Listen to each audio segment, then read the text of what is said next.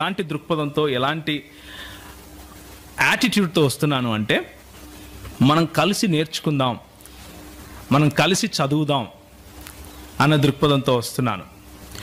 బెరీయులు ఏ విధంగా అయితే లేఖనాలను పరిశోధించారో అదే పద్ధతిలో ఈరోజు గనక మనం ఈ ఒక్కరోజు లేఖనాలను పరిశీలించగలిగితే తప్పకుండా అద్వితీయ సత్యదేవుని గురించిన సత్యము, సంపూర్ణ సత్యము అన్న చెప్పినట్లు మన టైనీ మైండ్స్లో మనం ఇరికించుకునే అవకాశం, లేకపోతే ఇరికించుకునే ప్రయత్నం మనం ఎంత చేసినా జరగదు. ఆయన అంతటికి ఆయన ప్రత్యక్షపరుస్తే తప్ప. సో ఈరోజు ఉదయం నేను ఎందుకు ఈ మాటలతో స్టార్ట్ చేస్తున్నాను, ఎందుకు ఈ మాటలతో మొదలు పెడుతున్నాను అంటే, మీలో ఉన్నటువంటి కొంతమంది ఎక్స్పీరియన్స్డ్ అన్న వాళ్ళతో పోల్చుకుంటే నాకు నిలబడటానికి ఇక్కడ భయంగా ఉంది. ఒకవేళ నేను తడబడితే, ఒకవేళ నేను కన్ఫ్యూజ్ అవుతానేమో, ఒకవేళ నేను సరైన సమాధానాలు అందరికీ చెప్పలేనేమో అన్న భయం నిజంగా నాలో ఉంది ఈరోజు. ఎందుకంటే కూర్చున్న వాళ్ళు మీరు చాలా విఘ్నులు, తెలిసిన వాళ్ళు,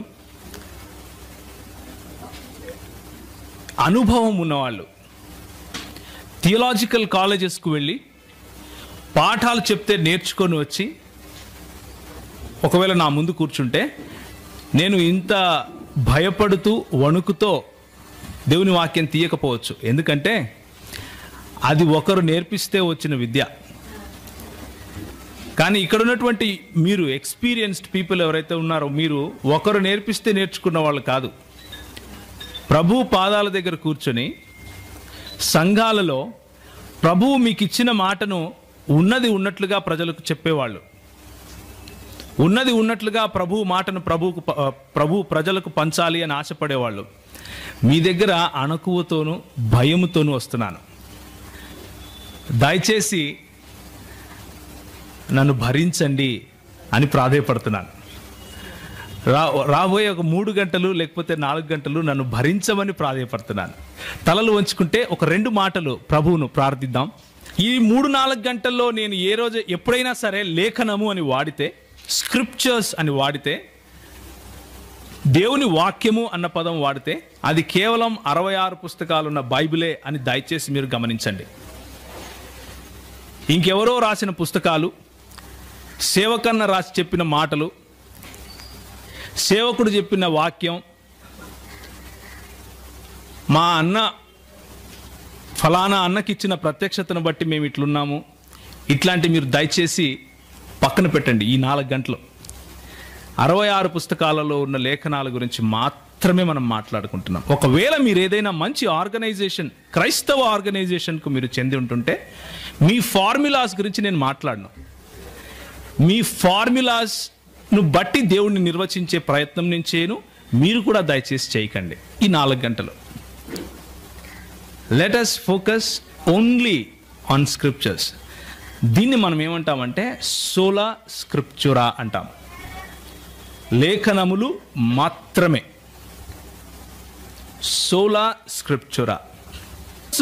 మనం మాట్లాడుకునేది కేవలము 66 పుస్తకాలున్న బైబిల్లో ఉన్న స్పష్టమైన ప్రత్యక్షత మాత్రమే. ఓన్లీ అనేది ఇక్కడ key point. So let's focus our attention only towards Bible this morning, nothing else. Having said that, come back to the concept of God again. మనకు అందుబాటులో ఉన్న దేవుడు అనే కాన్సెప్ట్స్ కనుక మనం చూస్తే అవి ఏవేవంటే, ఏకేశ్వరవాదము అంటే ది మోనోథియిస్టిక్ రిలిజన్స్. ఏకేశ్వరవాదము అంటారు దీన్ని. మోనోథియిస్టిక్ రిలిజన్స్ లో ఏవే ఉన్నాయంటే, యూదా క్రైస్తవ సంప్రదాయము అంటే యూదా మతానికి చెందినటువంటి వాళ్ళు క్రైస్తవ మతానికి చెందినటువంటి వాళ్ళు, లేదా క్రైస్తవ మార్గానికి, క్రైస్తవ పంథకు, లేదా క్రైస్తవ మతానికి చెందినటువంటి దేవుడు అన్న ఆలోచన, క్రైస్తవ మతం నుంచి బయటకు వచ్చినటువంటి తెగలు కొన్ని ఉన్నాయి. యూదా క్రైస్తవ సాంప్రదాయం నుంచి బయటకు వచ్చినటువంటి సిమిలర్ తెగలు, అంటే ప్యారలల్ గా ఉంటాయి, అవి కొన్ని ఉన్నాయి. వాటిలో కూడా దేవుడు అన్న కాన్సెప్ట్ మనం చూస్తాం. దేవుడు లేదా దేవత అని ఉండదు అని నా ఉద్దేశం. దేవుడు అన్న కాన్సెప్ట్ మనం చూస్తాం. వీళ్ళని మోనోథియిస్టులు అంటారు, ఏకేశ్వరవాదులు అంటారు. నిజానికి మోనోథియిస్టులు ఎవరు? నిజానికి ఒకడే దేవుణ్ణి, అద్వితీయ దేవుణ్ణి ఆరాధించే సమూహము లేకపోతే సముదాయము, దానిని బైబిల్లో సంఘముగా పేర్కొన్నారు. అది ఏంటి అన్నది మనం ముందు ముందు చూస్తాం. మోనోథియిస్టుల తరువాత మనకు మిగిలింది ఏంటంటే, మోనోథియిస్టులు కాని ప్రపంచం ఉంది, ఏకేశ్వరవాదం కాని ప్రపంచం ఒకటి ఉంది. అదేంటంటే అందులో పాలిథియిస్టులు ఉన్నారు, అంటే బహుదైవారాధికులు. ఒకరికంటే ఎక్కువ దేవుళ్లను ఆరాధించే వాళ్ళను బహుదైవారాధికులు అంటారు. పాంథియిస్టులు ఉన్నారు. పాంథియిస్టులు అంటే దేవుడు మరియు సృష్టి ఒకటే అని నమ్మేవాళ్ళు. షామనిస్టులు ఉన్నారు, అంటే ప్రకృతిని ఆరాధించే వాళ్ళు ఉన్నారు. పానెంథియిస్టులు ఉన్నారు, డీయిస్టులు ఉన్నారు. ఇలా చెప్పుకుంటూ పోతే చాలా మంది ఉన్నారు. కనుకనే కన్ఫ్యూజన్ లేకుండా రెండు భాగాలుగా చేశాను. ఒకరు మోనోథియిస్టులు, మోనోథియిస్టులు కాని వారు ఇంకొకరు. రెండు. మోనోథియిస్టులు కాని వారి గురించి ఒక 5 నిమిషాలు మాట్లాడుకుందాం. ఆ తరువాత ఏకేశ్వరవాదము లేకపోతే మోనోథియిస్టుల దగ్గరకు వద్దాం. మోనోథియిస్టులు కాని వాళ్లను 2 రకాలుగా విభజించవచ్చు. మొదటిది, ఒక సృష్టికర్త లేకపోతే కర్తలు, తర్వాత సృష్టి. సృష్టికర్తలు, సృష్టి అనే దాన్ని పాలిథియిజం అంటాం, అంటే బహుదైవారాధన అంటాం. అంటే ఎక్కువ మంది దేవుళ్ళు ఉన్నారు, సృష్టి కూడా ఉంది. సృష్టి మరియు దేవుళ్ళ మధ్య వ్యత్యాసం ఉంది, వారిరువురు వేరు అని నమ్మేది పాలిథియిజం, అంటే బహుదైవారాధన. సృష్టి అంటే సృష్టించిన వాడు మరియు సృష్టి రెండు ఒకటే అనే దాన్ని పాంథియిజం అంటాం. మనము ఉదయం లేచినప్పటి నుంచి కర్నూల్లో బస్ స్టాండ్ దగ్గర టీ తాగి రాత్రికి ఇంటికి వచ్చి పడుకునేంత వరకు కూడా మనకు ఎదురయ్యే ప్రజల్లో ఈ 2 భాగాలు ఉంటాయి. వాళ్లకు తెలియకుండానే పాంథియిస్టులు ఉంటారు, వాళ్లకు మేము పాలిథియిస్టులము అని తెలియకుండానే పాలిథియిస్టులు ఉంటారు. ఉదాహరణకు చెప్తాను. మన హైందవ్యం, భారతదేశంలో ఉన్నటువంటి హైందవ్యాన్ని తీసుకుంటే, ఒకటి ఫిలసాఫికల్ లేక తత్వానికి సంబంధించిన హైందవ్యం ఉంది, ఒకటి ప్రాక్టీస్ చేసే హైందవ్యం ఒకటి ఉంది. ఫిలసాఫికల్ లేక తత్వానికి సంబంధించిన హైందవ్యం ఏమంటుందంటే,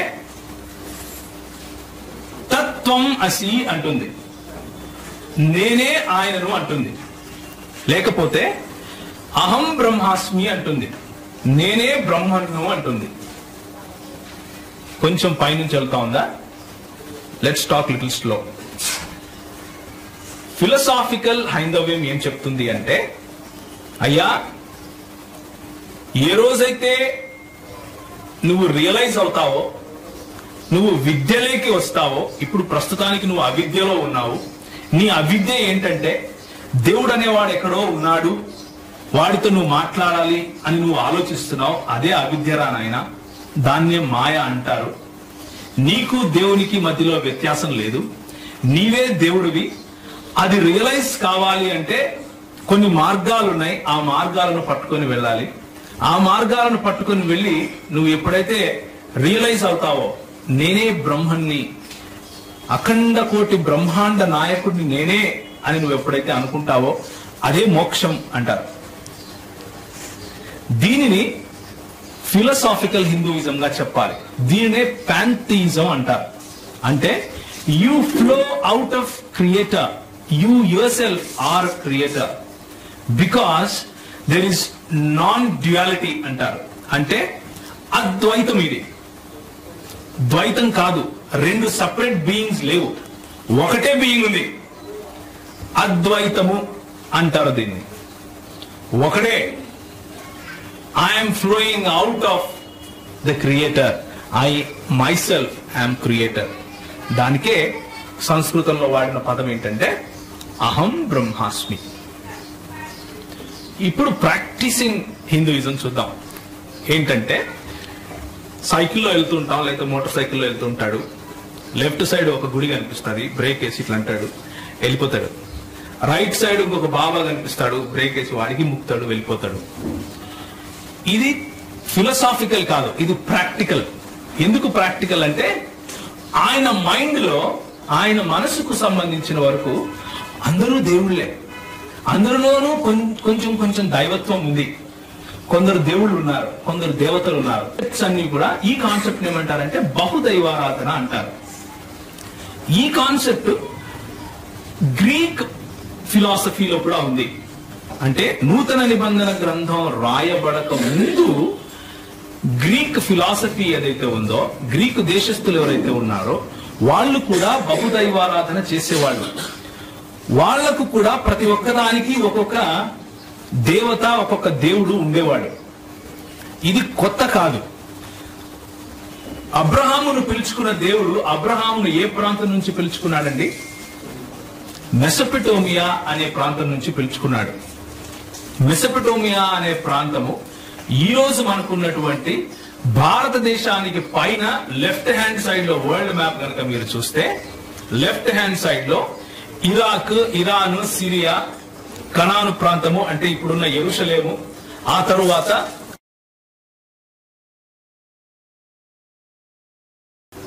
ఏకేశ్వరవాదులైనటువంటి యూదా క్రైస్తవ సముదాయం ఎలాంటి దేవుణ్ణి కొలుస్తున్నారు అన్న విషయం మనం చూస్తాం. ఈ ఏకేశ్వరవాదులు అయినటువంటి యూదా క్రైస్తవ సముదాయం నుంచి మొదట యూదా సముదాయాన్ని చూడాలి. అబ్రహామును దేవుడు పిలుచుకున్నాడు అన్నట్లుగా చరిత్ర చెప్తా ఉంది. ఆయన తన బహుదైవారాధనను విడిచిపెట్టి ఒకడే దేవుడున్నాడు, ఆయననే ఆరాధించాలి అని ఆశపడి ముందుకొచ్చాడు. ఊరు ప్రాంతం నుంచి ఆయన వెళ్లి కనాను దేశానికి ప్రవేశించాడు. ప్రవేశించిన తరువాత ఆయనను, ఆయన కుమారులను, అంటే అబ్రహాము దేవుడు, ఇస్సాకు దేవుడు, యాకోబు దేవుడు ఒకడే అన్నట్లుగా ఆ దేవుడు తన పరిచయాన్ని తన పిల్లల పేర్లు పెట్టి మరీ ఇచ్చుకున్నాడు. ఆ అబ్రహాము దేవుని గురించి ఈరోజు ఎక్కువ సమయం మనం గడుపుతాం. ఆ అబ్రహాము, ఇస్సాకు, యాకోబుల దేవుని గురించి మనం ఈరోజు ఎక్కువ సమయం గడుపుతాం. ఆ దేవుని దగ్గరికి రావడానికి ముందు నేను కొన్ని డూప్లికేట్స్ చెప్తాను. Let's talk about duplicates little bit. Okay, duplicates ఏంటంటే దేవుడు ఒకడే అని బైబిల్ చెప్తా ఉంది అనేసి ఈ 66 పుస్తకాలలో ఉన్నటువంటి వచనాలలో నుంచే కొన్ని వచనాలను మాత్రమే చెరీ పికింగ్ చేస్తారు. చెరీ పికింగ్ అంటే నీకు ఇష్టమైనదే తింటావు, నీకు ఇష్టం లేనిది అసలు భోజనమే కాదంటావు. దాన్ని చెరీ పికింగ్ అంటారు. అంటే నిన్ను కూర్చోపెట్టి భోజనం పెడితే నీకు సాంబార్ ఇష్టం అనుకోండి, సాంబార్ మాత్రమే భోజనం, మిగిలిన వాళ్ళు తినేదంతా గడ్డి అంటావు. నీకు బిర్యానీ ఇష్టం అనుకోండి, బిర్యానీ పెట్టించుకుంటావు, మిగిలిన వాళ్ళందరూ ఎర్రోళ్ళే. ఇంకా దాన్ని చెరీ పికింగ్ అంటాం. అలా చేస్తూ కొన్ని తెగలు బయటకు వచ్చాయి. ఆ తెగలు ఏంటివంటే ఈ 66 పుస్తకాలలో ఉన్న కొన్ని గ్రంథాలను తీసేస్తారు, లేకపోతే మొత్తం గ్రంథాన్నే తీసేస్తారు, కానీ కాన్సెప్ట్ని పట్టుకుంటారు. లేకపోతే కొన్ని వచనాలను మాత్రమే తీసేస్తారు. అలాంటి వాళ్ళలోనే డీయిజం అనేది ఒకటి ఉంది. అంటే దేవుడు ఉన్నాడు, సృష్టించాడు, కానీ సృష్టించేసి వదిలేశాడు, దాన్ని ఇంక పట్టించుకోడు. దేవునికి ఆ సృష్టికి సంబంధం లేదు. ఇది అమెరికా దేశంలో పుట్టింది. ఇంకొక వాదం ఉంది, అదేంటంటే ఫైనైట్ గాడిజం, అంటే పరిమితులున్న దైవవాదం, పరిమిత దైవవాదము అంటారు దీన్ని. ఆ దేవునికి కొన్ని పరిమితులు ఉన్నాయి. బోర్ కొడుతోందా? తప్పదు, ఇది తెలుసుకోవాలి. సో అన్నిటికంటే పాపులర్, అన్నిటికంటే ముఖ్యమైన కొన్ని తెగలు ఉన్నాయి బయటకు వచ్చినటివి. అవేంటివి అంటే, నేను మీకు ఒక స్లైడ్ చూపిస్తాను, దాన్ని చూడండి. అందులో ఉన్న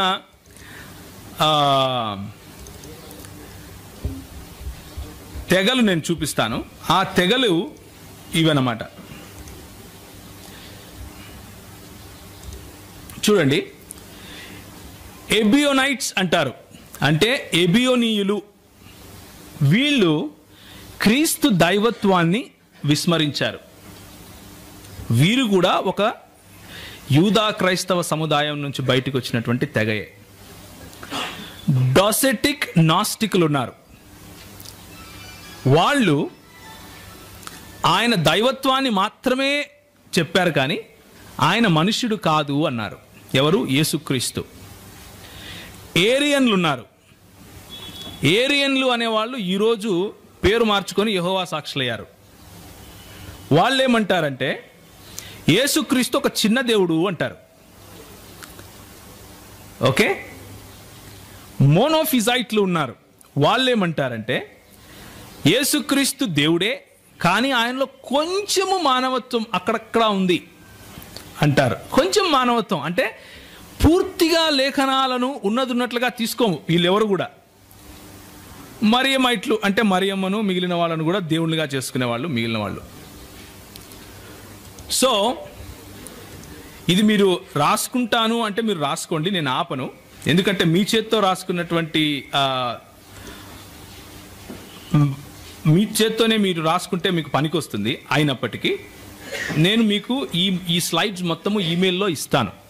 మీకు ఒకవేళ ఈమెయిల్ అడ్రసెస్ ఉంటే నాకు ఇస్తే మొత్తం అంతా ఇస్తాను. సో మీరు focus on listening more, let's discuss. Okay, you can be free. నేను అంతా ఇస్తాను, ఉన్నది మొత్తం ఇచ్చేస్తాను. సో అక్కడ రాయబడంది నేను చెబితే అది మీరు మిస్ అవ్వకండి దయచేసి. సో లేఖనములలో దేవుని దగ్గరికి రావడానికి ముందు ఈ లేఖనములలోనే లేఖనాలను ఎత్తి చూపిస్తూనే దేవుళ్ళ గురించి చెప్పే వాళ్ళ గురించి ఈరోజు చూపించాను మీకు. వాళ్ళు ఎందుకు అలా మారారు అన్నది తెలుసుకోవాలి అంటే త్రిత్వ సిద్ధాంతం తెలుసుకోవాలి. ఇప్పుడు మీకు అర్థమైందా నేను ఎందుకు ఇంత సుత్తి కొట్టాను? ఇంత సుత్తి ఎందుకు చెప్పానంటే మీకు ఇదంతా లేఖనములలో ఉన్న దేవుడు త్రిత్వము అని అర్థం చేసుకోకపోతే వచ్చే పర్యవసానం అది. నువ్వు ఏరియన్ అన్నా అవుతావు, ఎబియోనైట్ అన్నా అవుతాడు, నాస్టిక్ అన్నా అవుతావు, లేకపోతే ఇంకొక ఆయన ఉన్నాడు బిషప్, ఆయన పేరు నెస్టోరియన్ అన్నా అవుతావు. ఆ నెస్టోరియస్ సంఘము బయటకు వచ్చిన తర్వాత సార్వత్రిక క్రైస్తవ సంఘం నుంచి ఈరోజు ఏమైపోయింది తెలుసా? ఇస్లాం అని పేరు పెట్టారు దానికి. మెజారిటీ దేశాలు టర్కీ దగ్గర నుంచి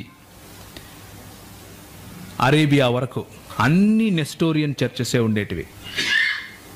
అందరూ క్రైస్తవులు నెస్టోరియన్ తెగకు చెందిన వాళ్ళే ఉండేవాళ్ళు మెజారిటీ. ఈరోజు మనకి ఇక్కడ బాప్టిస్టు, సిఎస్ఐ, మెథడిస్ట్ లాంటి సంఘాలు ఎలా ఉన్నాయో అలాగే నెస్టోరియన్ చర్చెస్ ఉండేటివి. వాళ్ళందరూ ఏమయ్యారంటే ఇస్లాంను పుచ్చుకున్నారు. So the importance of the concept of God, దేవుడు అన్న ఈ అంశానికి ఉన్న ప్రాముఖ్యతను గురించి మీకు చెప్తున్నాను. దేవుడు అన్న అంశానికి ఉన్న ప్రాముఖ్యత ఏంటంటే మన ప్రామాణిక క్రైస్తవ మూల విశ్వాసాలు కొన్ని ఉన్నాయి మనకి. ఈ మూల విశ్వాసాలు లేని వాడిని క్రైస్తవుడు అని మనం పిలవము. వాళ్ళను వాళ్ళు పిలుచుకోవచ్చు, కానీ మేము క్రైస్తవులమే అని సర్టిఫికెట్లు కూడా తెచ్చుకోవచ్చు, కానీ గవర్నమెంట్ వాళ్ళను సర్టిఫికెట్ ఇవ్వచ్చు, కానీ క్రైస్తవ సంఘము వాళ్ళను క్రైస్తవులుగా గుర్తించదు. ఎందుకు గుర్తించదు అంటే ఇవి కారణాలు. మనము ఒక దేవుణ్ణి నమ్ముతాం, అద్వితీయుడైన దేవుణ్ణి నమ్ముతాం. ఆయన తండ్రి కుమార పరిశుద్ధాత్మలుగా తన ఉనికిని చాటుకున్నాడు అని నమ్ముతాం.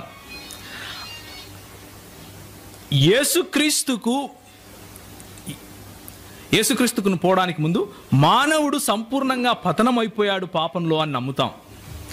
ఆ పతనమైన మానవుడిని రక్షించటం కోసం దేవుడే కన్య గర్భాన పుట్టాడు అని నమ్ముతాం. ఆ క్రీస్తు పరిశుద్ధుడని, ఆయనలో ఏ పాపము లేదని, ఆయన దేవుడని నమ్ముతాం. ఎందుకు నమ్ముతాము? నేను చెప్తున్నాను కాబట్టి కాదు, లేఖనం చెప్తుంది కాబట్టి. అది ఎందుకు అన్నది మనం నెక్స్ట్ సెషన్స్లో చూసుకుంటాం. ముందు మీకు ఒక ఫౌండేషన్ ఇస్తున్నాను. వీళ్ళను క్రైస్తవులము అంటాం మనం. యేసుక్రీస్తు సంపూర్ణంగా దేవుడు అని నమ్మినంత మాత్రాన సరిపోదు. యేసుక్రీస్తు అంతే సంపూర్ణంగా మనుష్యుడు అని నమ్ముతాం. లేకపోతే మానవ పతనాన్ని అర్థం చేసుకునేవాడు కాడు. ఆయన మనుష్యుడు అవ్వక తప్పదు.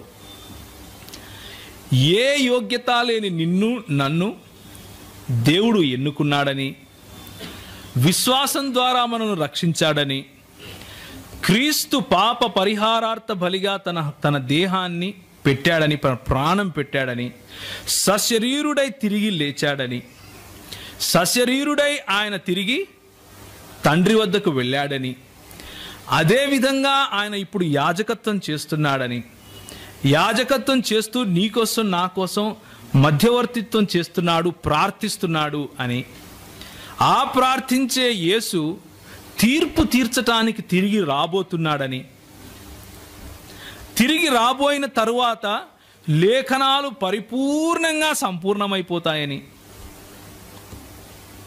ఉన్నది ఉన్నట్లుగానే లేఖనాలు మనకు వివరిస్తున్నాయి. ఇది మన క్రైస్తవ విశ్వాసం. ఈ పునాదికి బయట ఉన్న వాళ్ళని మనము క్రైస్తవులు అని పిలవలేం. అన్నిటికంటే ముఖ్యంగా it all starts or it all boils down to one point. ఏంటంటే దేవుని ఏకత్వం, ఆ దేవుని ప్రత్యక్షత, ఆయన త్రిత్వం. దేవుని ఏకత్వము, ఆ దేవుని ప్రత్యక్షత అయిన త్రిత్వం. ఈ రెండు కాన్సెప్ట్స్లో ఏ ఒక్కదాన్ని విస్మరించినా కింద మిగిలిన 14 పాయింట్స్ కూడా యూ హ్యావ్ టు డినై. నువ్వు వాటిని విస్మరించక తప్పదు.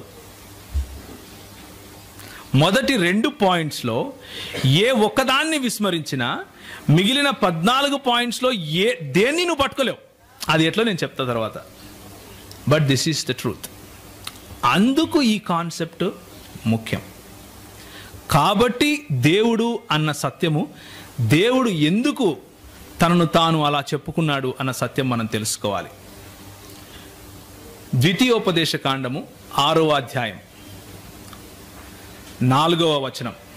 దయచేసి ఎవరైనా సరే తెలుగు భాషలో గట్టిగా చదవండి. అందరికీ వినపడే విధంగా చదవాలి. పెద్దలు ఉన్నారు, పాస్టర్ గారులు ఉన్నారు. దయచేసి మీరు వేరే వాళ్లకు చదవటానికి అవకాశం దయచేయండి. మిమ్మల్ని గౌరవించడానికి మాకు అవకాశం దయచేయండి. ఇశ్రాయేలు వినుము, మన దేవుడైన యెహోవా అద్వితీయుడగు యెహోవా. చాలన్నా, మన దేవుడైన యెహోవా అద్వితీయుడైన యెహోవా. ఇదే మాట నిర్గమకాండము 20వ అధ్యాయంలో మనం చూస్తాం. ఆ అద్వితీయుడు అన్న మాటకు వివరణ ఇస్తూ ఏమంటాడంటే, దేవుడు వేరొక దేవుడు నీకు ఉండకూడదు అంటాడు. అద్వితీయుడు అంటే వేరొకడు లేనివాడు, అలాంటి వాడు ఇంకొకడు ఉండడానికి వీలు లేదు అని చెప్పటం. There is no one like him. వేల్పులలో నీ వంటి వాడెవడు అని చెప్పాలి అంటే ఆయనకు సమానమైన, ఆయనకు సరిపోల్చుకునే, ఆయన వంటి ఆయన లాంటి ఇంకా ఎలాంటివైనా చెప్పుకోండి మీరు, ఉండవు, ఇంక్లూడింగ్ ఆయన సృష్టి. Let me repeat it again. అద్వితీయుడు అన్న మాటకు అర్థం ఏంటంటే ఆయన వంటి, ఆయన లాంటి, ఆయన సంపూర్ణత ఏ విధంగా ఉందో ఆ పోలికలో. మీకు క్వశ్చన్ వచ్చి ఉంటుంది, మరి దేవుడు నన్ను ఆయన పోలికలో చేశాడు కదా. I will give you the answer. అందుకనే ఆయన సంపూర్ణతను పోలినటువంటి పోలికలో ఏదీ లేదు, ఇంక్లూడింగ్ మ్యాన్ అండ్ క్రియేషన్. సృష్టి కానీ, మనిషి కానీ, జంతువు కానీ, చెట్టు కానీ, పుట్ట కానీ, ఎగిరేది కానీ, నీళ్లలో ఉండేది కానీ ఎక్కడా లేదు, ఏది లేదు. మొదటి ఆజ్ఞ ఏంటండి మనకు 10 ఆజ్ఞల్లో? నీకు దాని తర్వాత డిస్క్రిప్షన్ ఇస్తాడు ఎక్కడెక్కడ ఉండకూడదు అని. ఎక్కడెక్కడ ఉండకూడదు? ఆకాశంలో కానీ, భూమి మీద కానీ, నీళ్ల కింద కానీ, చచ్చిపోయినా గోరీలు కట్టుకున్నా ఉండడానికి వీలు లేదు. That is what it means to be a unique God, one of its kind, one of his kind. అలాంటి వారు, ఆయనను పోలిన, ఆయనకు సమానమైన ఇంకొక జీవి, ఇంకొక ప్రాణి, ఇంకొక దేవుడు, ఇంకొక మనిషి, ఇంకొక సృష్టి ఏది లేదు. ఇంకొక దేవుడు కూడా లేడు, ఇంకొక దేవుడు కూడా లేడు. 1 కొరింథీ 8:4 ఇదే మాట నూతన నిబంధన గ్రంథంలో నుంచి కూడా మనం చూస్తాం. మనకు దేవుడు ఒకడే, వేరొక దేవుడు లేడు. ఈ ఒకడే అన్న మాటను మనం కొంచెం ఆలోచించాలి. హెబ్రీ భాషలో దీన్ని ఎలా పలుకుతారు అంటే షమా ఇస్రాయిల్ యాహ్వే ఎలోహిను యాహ్వే యెహాద్ అని పలుకుతారు. ఇశ్రాయేలు వినుము, నీ దేవుడైన యెహోవా అద్వితీయుడగు యెహోవా అని పలుకుతారు. తెలుగు భాషలో ఎవరు దీన్ని తర్జుమా చేశారో తెలియదు, కానీ ఆయన కనిపిస్తే ఆయనకు ఇట్లా దండం పెట్టాలనుంది. ఎందుకు అంటే అక్కడ ఒకడే అని రాయకుండా అద్వితీయుడు అని రాశాడు. ఆయనకు మనస్ఫూర్తిగా కృతజ్ఞతలు చెప్పాలనుంది. ఎందుకు అంటే హెబ్రీ భాషలో వాడినటువంటి అక్కడ అద్వితీయుడు అన్న చోట వాడిన పదము ఎహాద్ అంటారు. ఎహాద్ అన్న పదానికి ఎందుకు ఒకడే అని వాడకూడదు నెక్స్ట్ సెషన్లో చూద్దాం. నెక్స్ట్ సెషన్లో మనం చూస్తాం ఎందుకు మనం ఎహాద్ అన్న పదానికి ఒక్కడే అని రాయకూడదు. ఒక్కడే అని రాస్తే వచ్చే సమస్య ఏంటి అన్న విషయాన్ని మనం నెక్స్ట్ సెషన్లో చూస్తాం. ప్రస్తుతానికి మనం ఏం చూస్తామంటే దేవుని గుణ లక్షణాలను చూస్తాం. ఏ కాన్సెప్ట్ అయితే దేవుడు అన్న ఈ అంశము మనకున్నటువంటి పరిధిలో, మన పరిధి ఏంటి? లేఖనమే మన పరిధి. లేఖన పరిధిలో ఆయన తనను తాను ఏ విధంగా బయలుపరుచుకున్నాడు, ఏ విధంగా ప్రత్యక్షపరుచుకున్నాడు అన్న విషయాన్ని గమనించి చూద్దాం. 2 గుణ లక్షణాలతో ఆయనను మనం అర్థం చేసుకునే ప్రయత్నం చేద్దాం. మొదటిది నైతిక గుణ లక్షణాలు, రెండవది నైతికము కాని నిస్తరమైన, లేకపోతే నైతికేతర. నిస్తరము అంటే అబ్సల్యూట్, ఆయనకు తప్ప ఇంకొకరికి అంటనివి, ఆయనకు తప్ప ఇంకొకరికి మనము చెప్పలేనివి, ఆయనకు తప్ప ఇంకొకరికి మనము ఆపాదించలేని గుణాలు. అవి ఏంటి అంటే ఆయన అనంతుడు, అంటే ఆయన ఇన్ఫైనైట్ గాడ్, అన్లిమిటెడ్ గాడ్. ఆయన స్వయంభూ అయి ఉన్నాడు. స్వయంభవుడు అంటే సెల్ఫ్ ఎగ్జిస్టింగ్, అన్క్రియేటెడ్, అన్కాజ్డ్. ఆయన మార్పు లేనివాడు. He is unchangeable. అన్చేంజబుల్ అంటే ఎప్పటికీ ఆయనలో మార్పు రాదు.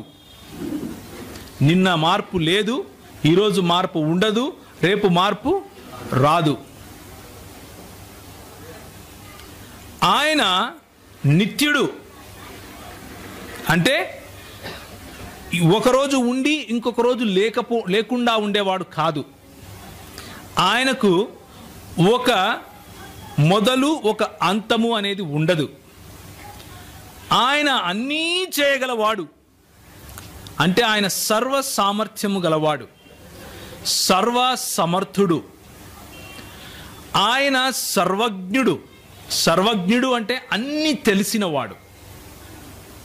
అదేవిధంగా ఆయన సర్వవ్యాపి అయిన దేవుడు, అంటే అన్ని చోట్ల ఒకే సమయంలో ఉండగల వాడు. ఈ 7 పాయింట్స్లో ఏ ఒక్క పాయింట్ అయినా సరే వేరే క్రియేషన్కి, అంటే సృష్టిలో దేనికైనా సరే ఆపాదించే ప్రయత్నం చేసి చూద్దాం, సాహసం చేద్దాం. ఆలోచించి చూడండి, ఎవరికి చెప్పచ్చు? ఆలోచించి చూద్దాం, జస్ట్ ఒక 2 minutes. ఎవరికి చెప్పచ్చు? అనంతుడు అంటే ఏంటన్నా? What do you mean by infinite? అంతము లేనివాడు. ఓకే, అంతము లేనిది అనంతమా? అంటే ఉదాహరణకి ఈరోజు ఏదైనా ఒకటి మొదలైంది అనుకోండి, దానికి ఇంకా అంతం లేకుండా అయిపోయింది అనుకోండి, అది అనంతం అయిపోతుందా? అనంతుడు అంటే మొదలు కూడా ఉండకూడదు. So what I'm trying to say is, ఈ 7 పాయింట్లు కూడా ఒకదానితో ఒకటి ముడిపడి ఉన్నాయి. They are inseparable. వాటిని వేరు చేయలేరు. ఉదాహరణకి మార్పు లేని వాడు అనంతుడు అయ్యి ఉండక తప్పదు. అర్థమవుతుందా? ఎందుకు చెప్పండి? అనంతుడు కాకుండా మార్పు లేనివాడు ఎందుకు ఉండలేడు? ఒకానొక రోజు ఒకానొక సమయంలో కలిగిన వాడు ఆ సమయానికి ముందు లేడు అనేగా అర్థం. అలాంటి వాడు అనంతుడు ఎలా అవుతాడు? ఒకవేళ అనంతుడై మార్పు లేనివాడుగా ఉండగలడా? ఉండలేడు. ఇంకొక మాట, సర్వజ్ఞుడు అంటే అన్నీ తెలిసినవాడు. అన్నీ తెలిసిన వాడు కాదు అనుకుందాం దేవుడు. అది సాధ్యమా? ఇంపాసిబుల్. ఎందుకు? నిర్వచన రీత్యా ఏదైనా తెలియని విషయం ఉంది అంటే ఆయన కంటే గొప్ప విషయం ఏదో ఉందని, అప్పుడు అది దేవుడు అవుతుంది. సో ఈ 7 పాయింట్స్ కూడా దేవుడు అన్న ఈ అంశము, ఈ కాన్సెప్ట్ నుంచి ఇన్సెపరబుల్ అన్నమాట. ఇవి వీటన్నిటినీ గనక మనము ఒక చోట పెడితే ఏమని మాట్లాడతాము, ఏమని చెప్తాము అంటే పర్ఫెక్ట్ అనాలి. పర్ఫెక్ట్, నిస్తరమైన perfection, absolute perfection. Is a perfect God అని చెప్పాలి. వీటి గురించి ఇంకొంచెం ముందుకు వెళ్దాం. ఇప్పుడు నైతిక లక్షణాలు చూద్దాం. ఇవి మనము కొద్దిగా ఆ నైతిక లక్షణాల్లో కొంచెం మనం కూడా ఆపాదించుకోవచ్చు. ఉదాహరణకి ఆయన పరిశుద్ధమైన దేవుడు, ఆయన నీతి న్యాయములు గలవాడు, ఆయన సత్యవంతుడు, ఆయన పరిపూర్ణుడు, ఆయన ప్రేమామయుడు. వీటిని గురించి ఒక 2 మాటలు చెప్పుకుందాం. ఎక్కువ సమయం తీసుకోను, నా సమయం ఇంకా 10 నిమిషాలే ఉంది. మార్పు చెందని దేవుడు అన్నది పైన మనం చెప్పుకున్న అబ్సల్యూట్ ట్రూత్స్, నిస్తరమైన సత్యాలకు లేకపోతే నిస్తరమైన గుణ లక్షణాలకు ఇది ఒక చిహ్నం, లేకపోతే ఇది సమరీ, పర్ఫెక్షన్. సంఖ్యాకాండము 23వ అధ్యాయం 19వ వచనము, 1 సమూయేలు 15వ అధ్యాయం 29వ వచనం, కీర్తన 102 25 నుంచి 27, హెబ్రీ 6:18, తీతుకు రాసిన పత్రికకు 1వ అధ్యాయం 3వ వచనం, యాకోబు 1 17. కేవలం యాకోబు 1:17 చదివి ముందుకెళ్దాం. ఎవరైనా సరే ఒకరు యాకోబు 1:17 దయచేసి చదవండి. ఆయన యందు ఎవరు తీశారా?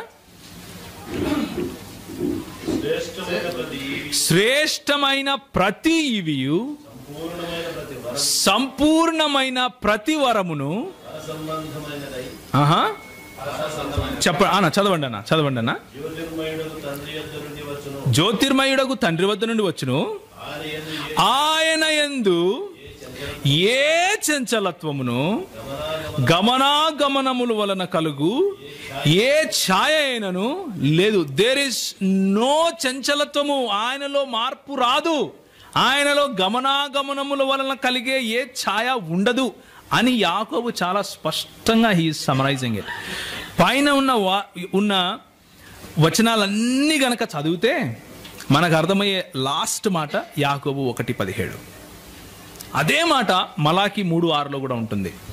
నేను నీ దేవుడైన యెహోవానైన నేను మార్పు లేని వాడను, మార్పు నాలో ఉండదు, కనుకనే ఆయనను నిస్తరమైన సత్యంగా లేకపోతే అబ్సల్యూట్ ట్రూత్గా చూస్తున్నాం. ఈ మార్పు చెందని దేవుడు మనకు ఇచ్చే మాట ఏంటంటే, ఆయన మార్పు చెందని వాడు కాబట్టి నిన్ను ఒకరోజు రక్షించాను అని చెప్తే నువ్వు రక్షించబడ్డావు అంతే. మళ్ళా ఆయన మారడు, ఆయన మాట మార్చుకోడు. That is the confidence a Christian can have in his God. క్రైస్తవుడు తన దేవుని పైన ఇంత బలంగా ఆధారపడగలుగుతాడు. ఎందుకు అంటే ఆయనలో మార్పు ఉండదు కాబట్టి. నిన్న ఆయన మిమ్మల్ని ప్రేమించి రేపు మిమ్మల్ని ద్వేషించేవాడు కాదు. అర్థమవుతుందా ఎందుకు ఇది ఇంపార్టెంట్? నిన్న ఆయనకు నీ కష్టాలు తెలుసు, ఈరోజు మర్చిపోడు. ఎందుకంటే ఆయనలో మార్పు లేదు, మార్పు రాదు.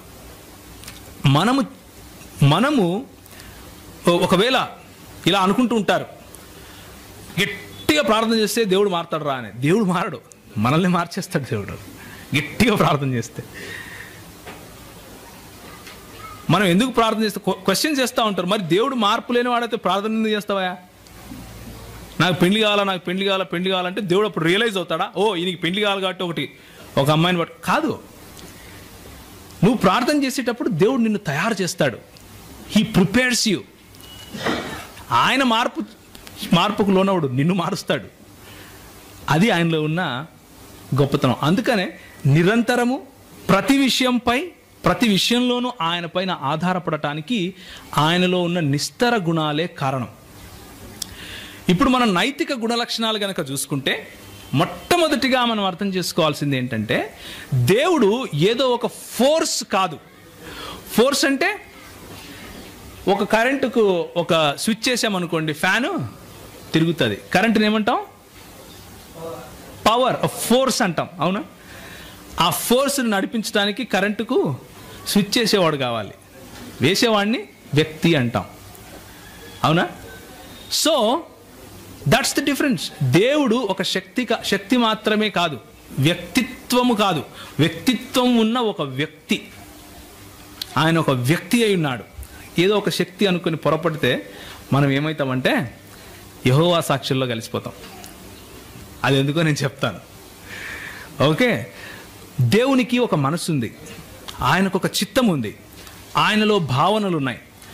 మనసు ఉంది అంటే ఆయన ఆలోచించగలవాడు. ఆయన క్లిష్టమైన డిజైన్స్ చేయగలవాడు. అంటే మన సృష్టిని చూస్తే మనకు తెలిసిపోతుంది. దీన్ని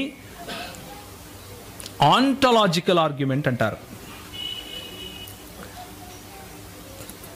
అదేవిధంగా ఆయనకు చిత్తం ఉంది అంటే ఆయన కొన్ని చాయిసెస్ చేసుకోగలుగుతాడు. నేను ఇది చెయ్యను, నేను ఇది చేస్తాను అన్న నిర్ణయాలు తీసుకోగలవాడు. అదేవిధంగా ఆయనను మీరు బాధ పెట్టచ్చు, సంతోష పెట్టచ్చు. ఆయనకు భావనలు ఉన్నాయి కాబట్టి మనము దేవుణ్ణి యూదా క్రైస్తవ సముదాయము ఒక వ్యక్తిగా చూస్తూ ఉంది. యూదా క్రైస్తవ సముదాయం చెప్పే ఈ లేఖనాలు దేవుణ్ణి ఒక వ్యక్తిగా చూస్తున్నాయి. ఆయనకు మంచి తెలుసు, మంచిని ప్రేమిస్తాడు, మంచినే ఎన్నుకుంటాడు. ఆయనకు మంచి తెలుసు, మంచిని ప్రేమిస్తాడు, మంచినే ఎన్నుకుంటాడు. ఇది ఎందుకు ఈ మాట నేను చెప్తున్నాను అంటే, ఆయన మంచినే ఎన్నుకొని తీరాలి. మంచిని కాని దానిని ఎన్నుకుంటే నిర్వచన రీత్యా ఆయన దేవుడు కాకుండా పోతాడు. Absolute true God absolute good అయి ఉండాలి. అబ్సల్యూట్ గుడ్ కాకపోతే మానవులకు కూడా అది తప్పు అని తెలుస్తూ ఉంటే ఆయన దేవుడు ఎలా అవుతాడు అన్న ప్రశ్న వస్తుంది. కాబట్టి దేవుడు నిర్వచన రీత్యా by his own definition he has to be all good, మంచివాడై ఉండాలి. ఓకే, కనుక దేవుడు సర్వ సృష్టికి, సృష్టిలో ఉన్న మాలిన్యానికి, ఆదాము చేసినటువంటి పాపానికి, వీటన్నిటికీ అతీతుడై ఉన్నాడు. ఆయన పరిశుద్ధుడై ఉన్నాడు. అది లేఖన సారాంశంలో మీరు నిర్గమాకాండం 15వ అధ్యాయం 11వ వచనంలో చూడొచ్చు. లేవీకాండము 11వ అధ్యాయం 45వ వచనంలో చూడొచ్చు. అదేవిధంగా యెషయా 5:16లో కూడా చూడొచ్చు. దేవుడు పరిశుద్ధమైన వాడు. దాన్ని బట్టి మనకు అర్థమయ్యేది ఏంటంటే, ఆయన పరిశుద్ధుడు కాబట్టి సంఘములో ఉన్న మనల్ని పరిశుద్ధులుగా అవ్వమంటున్నాడు. ఆయనే పరిశుద్ధుడు కాకపోతే మనల్ని కూడా పరిశుద్ధమైన జీవితాలను జీవించు అని చెప్పడానికి అవసరం లేదు. దొరికినోని దొరికినట్టు కాల్చండి అని అనగలుగుతాడు. మీ పవిత్ర మాసం అయిపోయిన వెంటనే దొరికినోని దొరికినట్టు నరకండి అంటాడు. అలా అనడం లేదు మన దేవుడు. అంటే ఆయన పరిశుద్ధుడు కాబట్టి. పరిశుద్ధత అక్కడితోనే ఎండ్ అవ్వదు.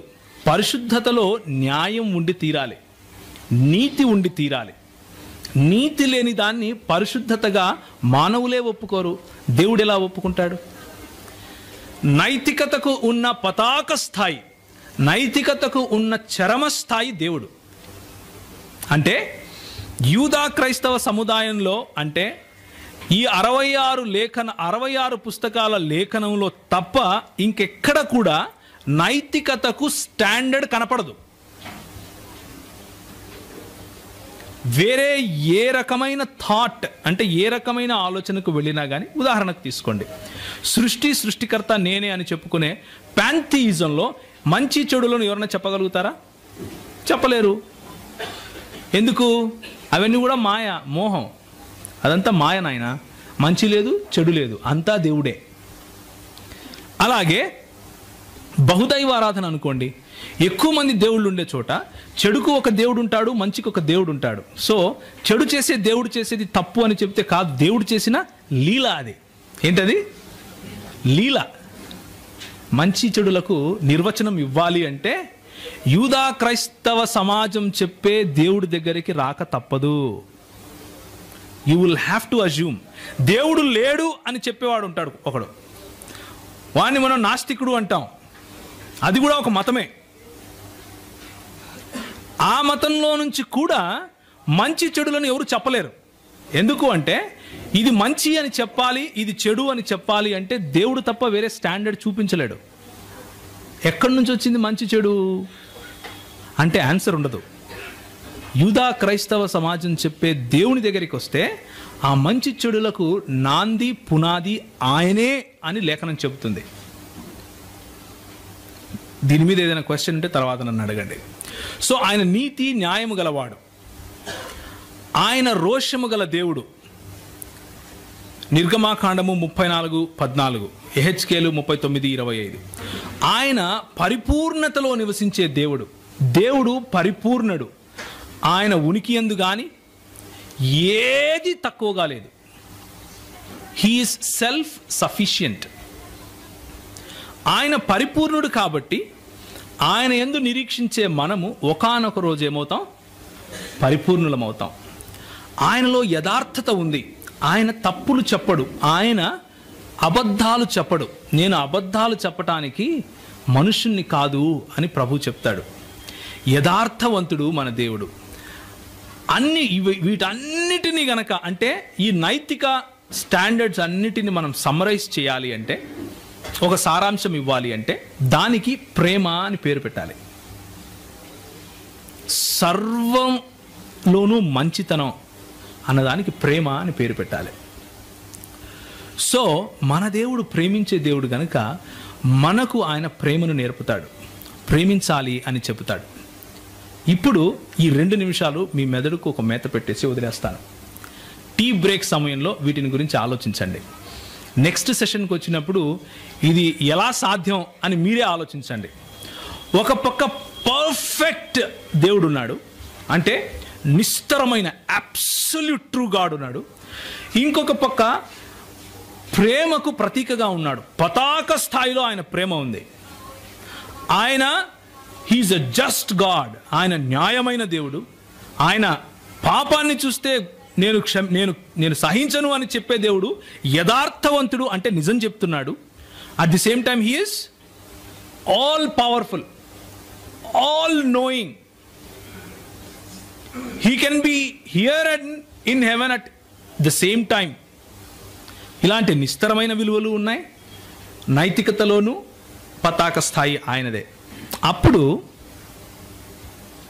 ఆలోచించి చూడండి, ఒకానొకప్పుడు ఒకవేళ దేవుడు ఒంటరివాడైతే, ఒంటరివాడు అంటే దేవునిలో బహుళత్వం లేకపోతే, త్రిత్వము కాకపోతే, ఒకానొక సమయంలో హీ ఈస్ పర్ఫెక్ట్, ఆయన అన్నిట్లోనూ self sufficient, and he is all loving. Is it possible?